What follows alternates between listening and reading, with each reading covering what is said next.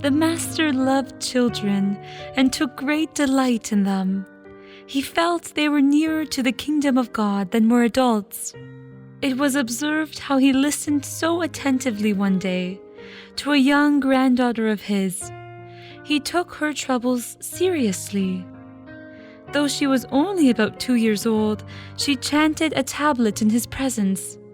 If a word failed her, he gently chanted it. She won from him a glorious smile for her effort while he sat in the corner of the divan drinking tea.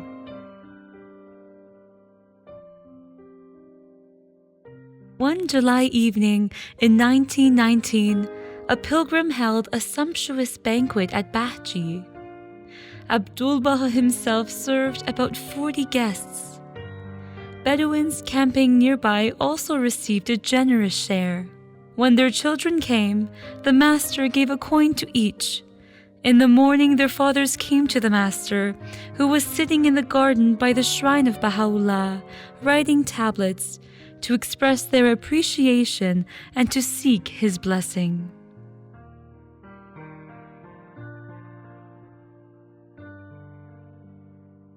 One day, when the master was out on a carriage ride near Tournon-les-Bains on Lake Geneva in France, the party stopped for simple refreshments at an old inn nestled between two mountains.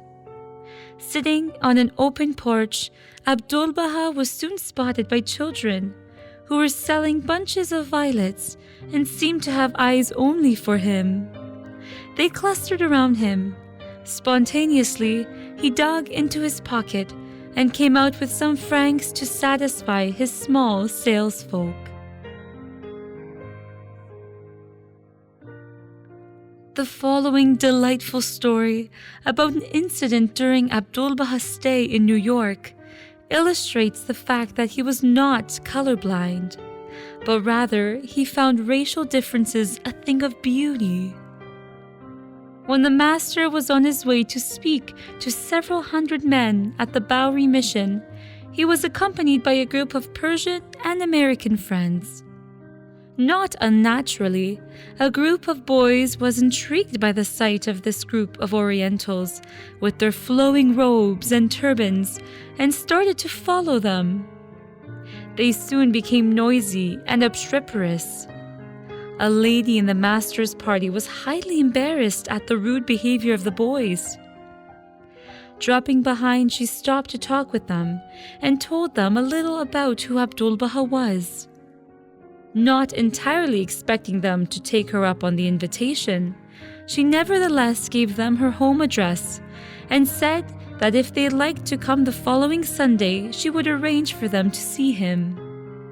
Thus, on Sunday, some 20 or 30 of them appeared on the doorstep, rather scruffy and noisy, but with signs that they had tidied up for the occasion nonetheless. Upstairs in ʻAbdu'l-Bahā's room, the master was seen at the door, greeting each boy with a hand clasp or an arm around the shoulder, with warm smiles and boyish laughter. His happiest welcome seemed to be directed to the 13-year-old boy near the end of the line. He was quite dark-skinned and didn't seem too sure he would be welcome.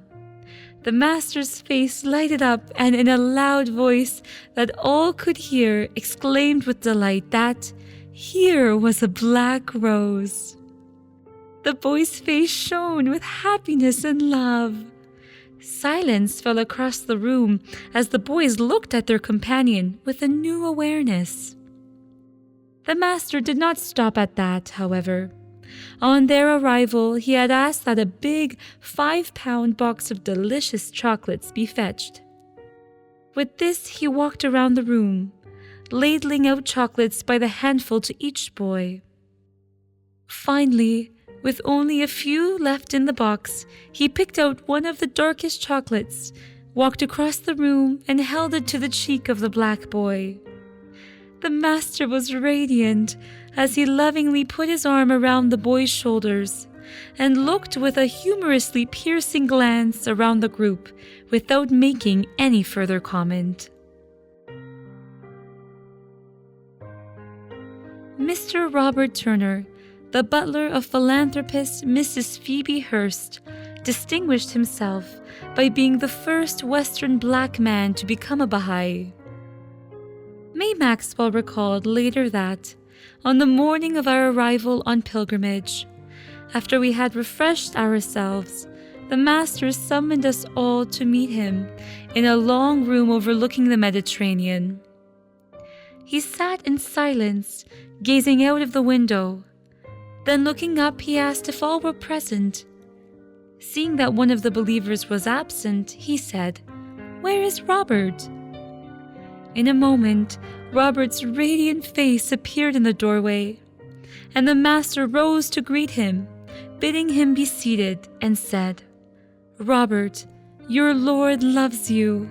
God gave you a black skin, but a heart white as snow."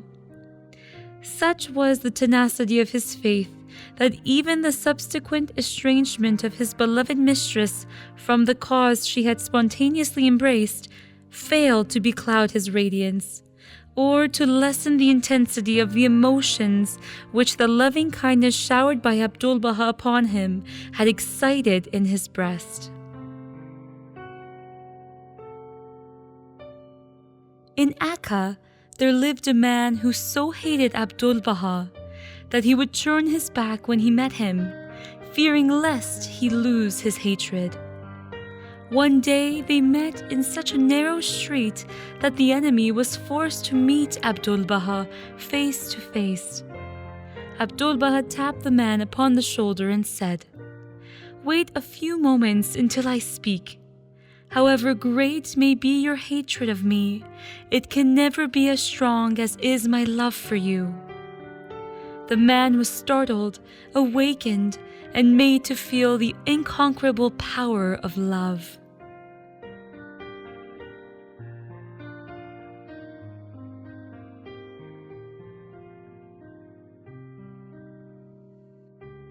In 1909, Ethel Rosenberg made a pilgrimage to the Holy Land.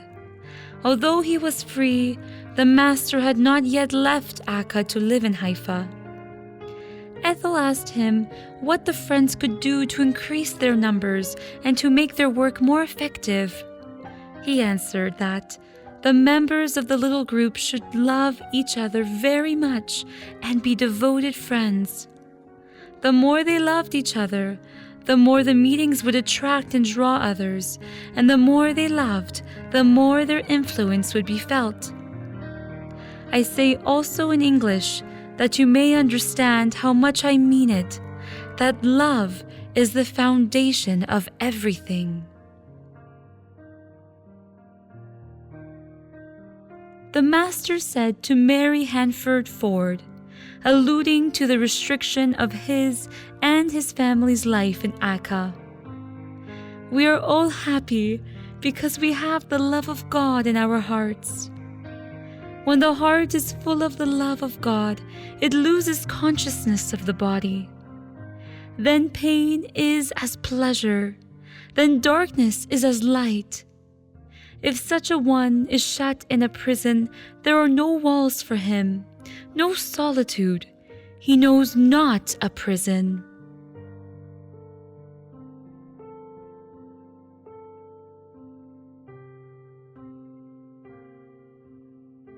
Munira Khanum wrote about her companionship with her husband, ʻAbdu'l-Bahá. "If I were to write the details of the 50 years of my association with the beloved of the world, of his love, his mercy, and bounty, I would need 50 years more of time and opportunity in order to write it. Yet, if the seas of the world were turned into ink and the leaves of the forest into paper, I would not render adequate justice to the subject."